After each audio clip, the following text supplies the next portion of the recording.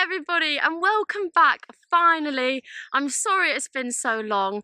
I've been settling back into life down here in Cornwall as well as starting a new job, so everything has been a bit hectic. But we're here and I hope you're ready to pick up the alphabetical series from where we left off with the letter P. Now I'm really excited for this week's episode because we've been working on a little project here in the garden at home, and well, today I get to talk all about it because P is for ponds. Now, as you can see here, this is an artificial pond which has been made by humans, aka my dad, and I think he's done a rather amazing job. We're so happy with it, and I'm really excited today to talk about wildlife ponds and the benefits they have. But first, did you know that up to 70% of ponds have disappeared from the UK countryside, so they really are playing an increasingly important role for biodiversity and wildlife. So what makes a pond a pond? Well, the defining feature is the presence of still or stagnant standing water. Now this promotes the growth of algae, which forms the basis of all food chains, and it also provides a vital habitat for an array of aquatic plants and species. Now despite ponds usually being quite shallow, they can actually sustain a highly biodiverse and abundant ecosystem, many ponds supporting a higher biodiversity of species than larger freshwater lakes and streams. Now this local biological community can be referred to as pond life.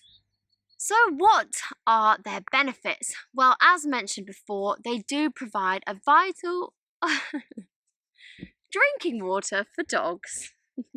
They provide a vital habitat, as mentioned before, for a variety of organisms, including amphibians, fish, reptiles, waterfowl, insects, plants, and even some mammals.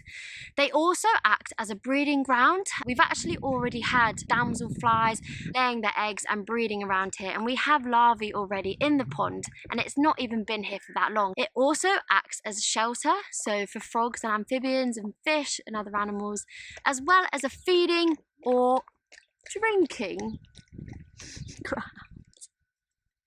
So many swifts and other birds actually come and swoop and grab insects off the surface. Now, as said before, this one is an artificial pond, but ponds can also occur naturally in our countryside, like these beautiful ones here. These ponds here have been created by beavers, natural ecosystem engineers.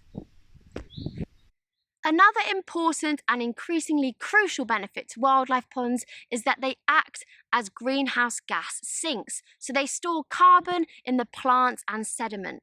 So, not only are they an attractive feature in any garden, they also act as a haven for wildlife and help to combat climate change. So all that's left to do for our pond is to add some really nutritious pondy water from an established pond. So this water was kindly donated by Reese. Thank you, Reese. So we're going to add this to our pond and hopefully it will give it all the pondy goodness that it needs. Welcome to Chloe's guide of how to build a wildlife pond.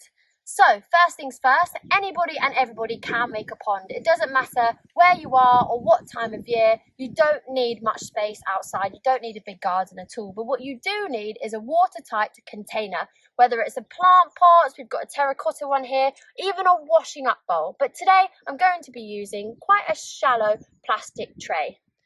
Next step is to add some gravel or some form of stone. So I've just taken these from our driveway, but you can also buy them from garden centres or even take them from the beach, wherever you can get them really. And this is just to create some texture and different layers and also some shelter for some animals. So there we go, there's our stones. And then we need to make the most important thing, which is a slope or a ramp.